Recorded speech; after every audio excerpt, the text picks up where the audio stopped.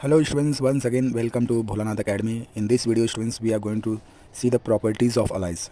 Question 3 students, we have to describe the various properties of alloys. Now students, after the formation of alloys, what properties these alloys are having that we are going to see. The properties of alloys students, in that we are going to first see the melting points. Once the alloys is formed students, what is happening to the melting point to the alloys? Say for example students, when a salt like NaCl is added to water, NaCl is solute and water is what? Solvent. There is a decrease in melting point of water. There is a decrease in melting point of water is known as depression and freezing point. Okay students, so decrease in melting point of water is known as depression and freezing point. In this case students, water is act as a solvent because it is present in large quantity, and salt act as a solute because it is present in small quantity. Understanding students? Similarly students, in alloy there is one component acting as a solvent and another component acting as a solute. The base metal forming the major part of alloy shows a decrease in melting point due to the addition of other metal to it. Thus the alloy having comparatively low melting point than the constituent metal.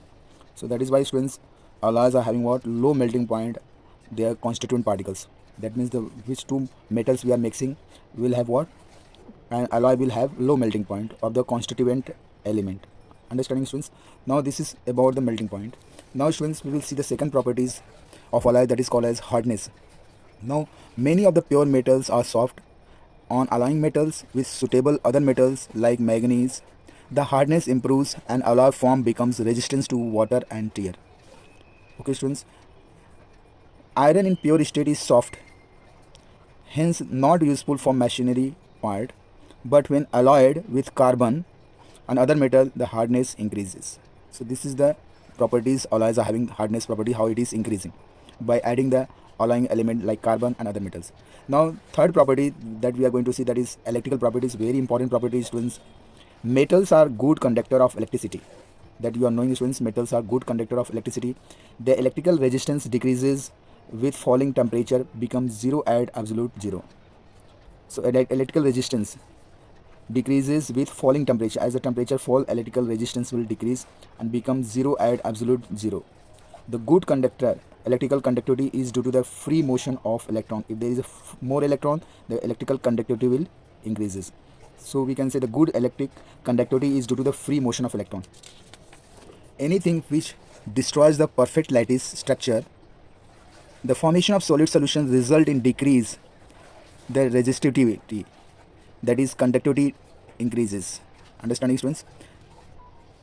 Increase the resistivity, that the conductivity will decrease. Okay students, so this is all about the, if you are going to destroy the perfect lattice structure. So this phenomenon is happening when two metals form a continuous solid solution. When two metals, yes students, I have taken X and Y. When two metals form a continuous solid solution, the typical resistivity versus composition students graph is given. When two metals, here I have taken X and Y students. When two metals form a continuous solid solution, the typical resistivity versus composition, here students resistivity I have taken on vertical, that is Y axis, and composition on X axis. Curve is shown. This curve is called as what? Resistivity versus composition curve. Shown in figure A. This is figure A above, in which you will get inverted U-shaped structure. This is inverted U-shaped structure students. This curve is called as what? Inverted U-shaped curve. You will find this type of curve. Now students, the subsequent line form a point may slope upward here students and downward as shown in figure B, depending when this phenomenon will take place students. The subsequent line form a point may slope upward. This slope is what? Upward. Then this slope is downward as shown in figure B, depending upon the resistivity of the second phase, which appears when the limit of solid solution exceeded. The temperature coefficient of electrical resistivity of a pure metal, is lowered by the formation of solid solution.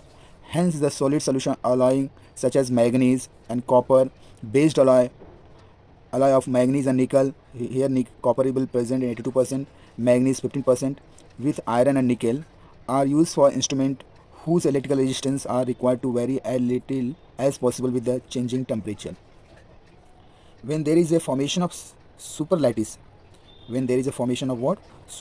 that is perfect ordering of the atom perfect ordering in the atom in the crystal, there is a fall in resistivity. Resistivity will fall as conductivity increases. If there is a super lattice, then there is a fall in resistivity and conductivity increases.